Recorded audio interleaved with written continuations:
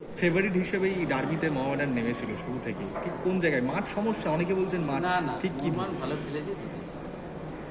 মানে আর কি কি ভুলগুলো আজকের দেখছেন? ম্যাচ আমাদের থেকে মোহনবাগান ভালো খেলেছে, তাই বাইরে মোহামেডানের সমস্যা ঠিক কোথায় হলো যে প্রেসিং সমস্যা ফুটবল? ধরো এরকম হতেই পারে। আমরা চেন্নাইকে হারাবো, চেন্নাইয়ের মাঠে গিয়ে কেউ ভেবেছিল?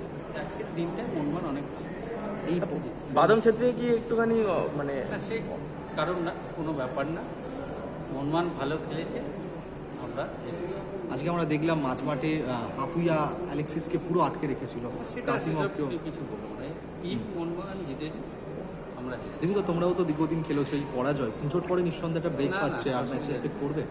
হতে পারে একটা হার, ও লম্বা লিগ, এখনো 20টা ম্যাচ বাকি আছে। দিদা বড় ম্যাচের পর সবসময় তোমরা যখন ফুটবলার ছিল একটা কথাই আছে যে বড় ম্যাচের পর সবসময় পরের ম্যাচটা টাফ হয়, সেখান থেকে কীভাবে প্লেয়ারদের মোটিভেট করবে? প্লেয়ারদের আমরা 4 দিন ছুটি দিয়েছি, 5 দিন প্লেয়াররা বাড়ি যাবে, ফিরবে আবার নতুনভাবে। ওকে, থ্যাংক ইউ দিদি।